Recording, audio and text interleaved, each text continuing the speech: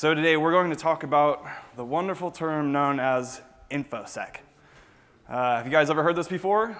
Yes, a few of you have. It's generally not always meant with great joy. So in this case, I'll do a little more background on it. Information security, sometimes shortened to InfoSec, is a practice of preventing unauthorized access, use, disclosure, disruption, modification, inspection, recording, or destruction of information. Big term. General term can be used regardless of the form of the data, either electronic or physical. So what does that really mean?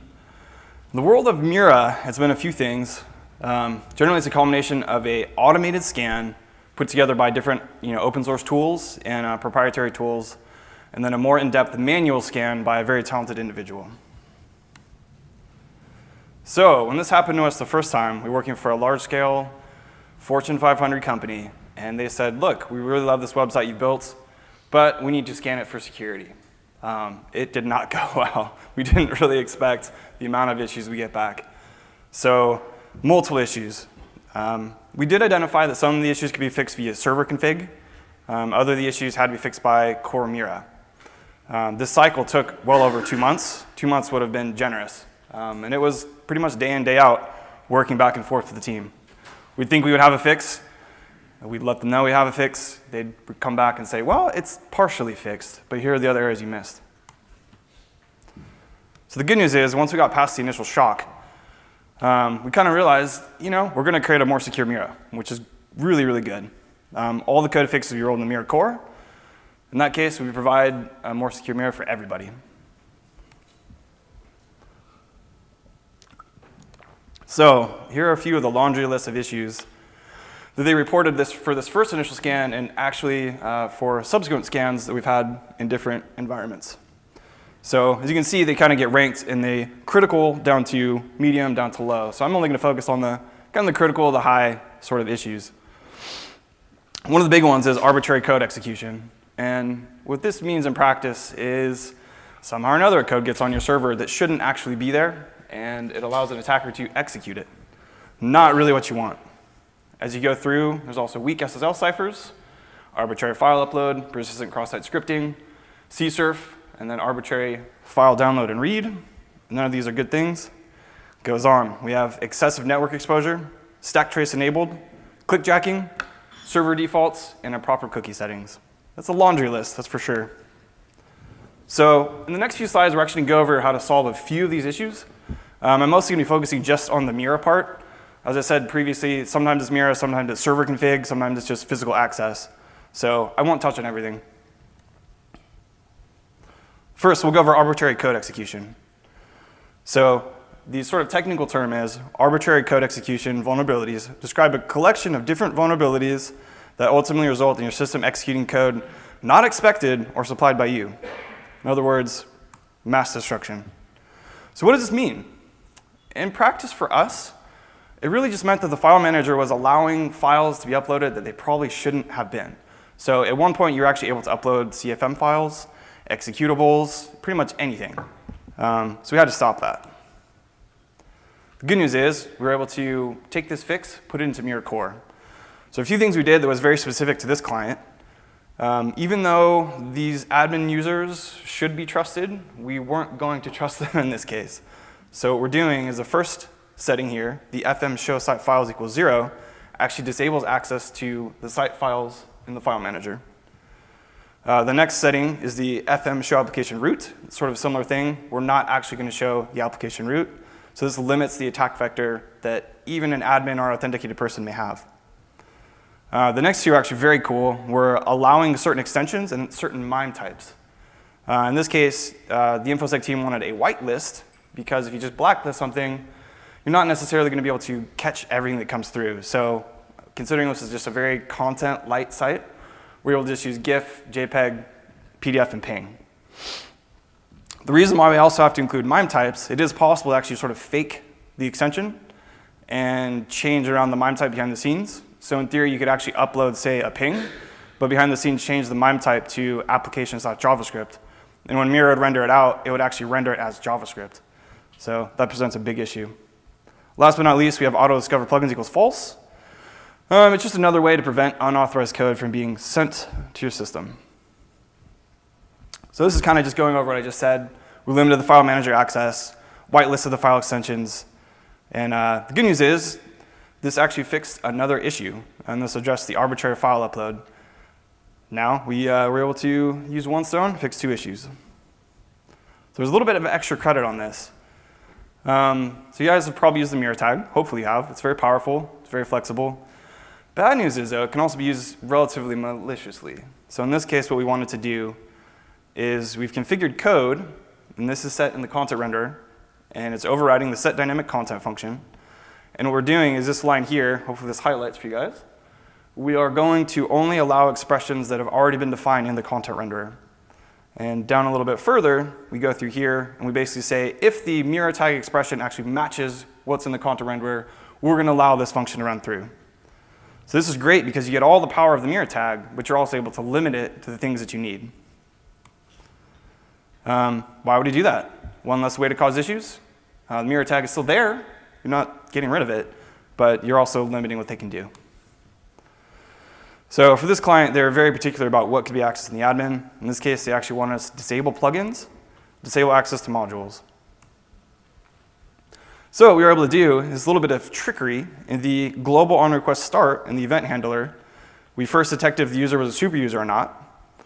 And if they're not, I know this is probably not easy to see. I apologize for that.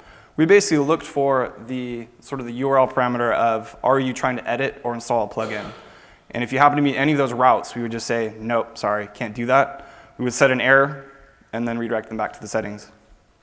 Just the list of settings, that is. And then we're also able to sort of do the same thing for modules, a little bit more trickery. We were using on admin HTML head render to inject some JavaScript. They basically said if you're in the modules tab and you're looking at that field set, we would just set a alert saying can't do this. And again, I apologize for the poor code, but it's hard to demo it. Anyway, let's move on. We'll now go on to the cross-site scripting. This is another big one. It's kind of a mouthful. Persistent cross-site scripting vulnerabilities happen when malicious client-side code is stored in the application and later returned as part of the response to the end users. The client-side code is then executed on the victim's browser in the context of their current session. So what does that mean? For us, it ended up meaning that Mura was sort of unintentionally allowing unsanitized HTML JavaScript to be saved and then returned. And when it was returned, it would then actually render on the user's browser. So after a lot of back and forth, a lot of work by Matt, actually, we were able to come up with a few core settings. And the reason, I think some of these are enabled by default, but not all of them are, because at times your application may be needing some of the flexibility that this would disable. So in this case, strict HTML, true. We're just not allowing any HTML to be submitted to any of Mura beans unless we're actually going to specifically find it. In this case, you would define it here, and the strict HTML exclude. In this case, we have no exceptions. Nothing goes in. We also have the script protect flag and the script protect exceptions. Kind of a similar thing, except in this case, it looks more so for malicious code. So it doesn't really care about HTML. It just cares about potential bad words, potential other sort of angled brackets, anything that could just be potentially malicious. The last one, which again was a very specific client requirement, was not to allow the simple HTML forms. In this case, we would only allow Form Builder because Form Builder provides structure. And what they wanted is the ability for us to say, if you're asking the user to put in an email, only accept an email. If you're only asking for an integer, only accept an integer. You can't really do that on a sort of free-form HTML form. But with Form Builder, we actually have that option. It's structured data. So by setting these settings, we've configured Mura not to allow saving HTML in any of its beans. We've also made sure it's using the portcullis library. Portcullis is that thing that actually magically scans everything and gives you a response back saying, hey, it thinks it's malicious. So it's a very interesting library. It's not designed just for Mura. It's an open source library that anyone can use and put in their own project. And last but not least, as I said, we disable the simple forms. So going a little bit more into extra credits, if you are writing your own custom forms or any sort of customizations in Mura, you want to make sure that you use the ASAPI encode function. And the ASAPI encode function basically helps automatically protect you. As the data comes out of, say, the database or the bean, whatever you have, you'll specify, oh, this needs to be encoded in a certain format, and it'll automatically do that for you, preventing any sort of unintended code. All right, moving on. We'll go on to the CSRF, pronounced CSRF. This is actually definitely news to me when they first came back. It's a little bit tricky, but if you are an attacker, that's probably the name of the game. You want to be tricky. So long story short, it's a type of malicious exploit of a website where unauthorized commands are transmitted from a user that the website trusts. So what does that really mean? In essence, it was possible for an attacker to load an iframe of Mura and then potentially update or delete data or account information. So this ended up being tricky. Again, hats off to Matt. I know I spent a lot of time working on this. Every form of Mura, including the admin, had to be wired up to accept a one-time generated CSRF token. Super invasive. Pretty much all of Mura had to be taken apart and put back together. Thankfully, now said and done, that's just into the core. You guys now all have it if you're running Mura. So just sort of, again, a little more extra credit. If you have some custom code, Mura provides a few of these functions for you to use. One would be generate CSRF token. We also have render and then validate. And so example use in a form would be, here's your form. You would then render the tokens, which would result in 2 hidden inputs. You would then submit the form, and if the form was successful, and if it felt that these CSRF tokens are validated, you would basically now be able to handle your code, handle the submit action. So one of the other issues was also stack trace enabled. In this case, having a stack trace enabled provided the attackers with additional information about the system, and this was just undesirable. Really all that means is that we had to disable any debugging or error output. Mura settings AI to the rescue, what do you know? In this case, we have a flag debugging enable equals false, and then we're also able to specify an error template. In this case, the error template is going to be a blank or a very custom error page that maybe you can do some handling on your own end. You can still track and log the error, but you just won't display it to the end user. Part 2 of that is in your Adobe Cool Fusion or Lucy admin, make sure you set your error template to that same file or another file that handles it in the same way, because there's a Mura error, there's also just the CFML error. We'll move on. Lack of click jacking protection. And this is kind of a similar thing with the CSRF. In this case, attackers can trick victims into unknowingly clicking and also then invoking unwanted requests or transactions. And it's kind of an open end on what can happen when you do that. So what does that mean for us? Like I said, related to the CSRF issue, the attackers are trying to load a page and then have the end user somehow interact with it sort of behind the scenes in a tricked sort of unintended way. Good news is it's actually very, very simple to prevent. We're leveraging browser protection. And this is on pretty much every major browser, as long as it's relatively modern. So we set a new header, in this case, the X-frame options header. There are 3 options. There's deny, same origin, or allow from URI. In this case, deny would say this page should never be loaded in iframe, no matter what. Same origin would say you can load it in iframe, but it has to be the same domain. It has to come from the same originating spot. And then allow from URI is saying, okay, only from this specific URI will I let you actually load this as an iframe. So kind of going over what I said, deny, only can't be loaded via an iframe. Same origin, you can. Allow from is only very specific. So in order to achieve this, all you need to do is open up a custom file. It's in config. It's called cfapplication.cfm. It's not generated by default, but you can add your own. And if you add this cf header tag, xframe options equals same origin, you're now protected. We'll move on to improper cookie settings. So this is interesting in a way that cookies pretty much make the web go around. We kind of have to have them, but if we're going to have them, we might as well be secure with them as much as we can. So there are 2 flags we can set in regards to cookies. One is the secure flag, the other is the HTTP only flag. And what that really means is for non-SSL enabled sites, you don't have to send cookies if you don't want to. So in this case, say for example, you're going to redirect all of your traffic to SSL. The first initial hit, you don't actually have to send any cookies. You can just send the redirect. So in essence, that means we're being very particular and very purposeful with when we're sending data, and we're going to make sure that only happens over SSL. Similar thing with the HTTP only flag. If we know that this cookie will never be read by JavaScript, why are we going to let it be read by JavaScript? We just set the HTTP only flag. For the most part, that's just fine. So again, Mura has a nice solution for that.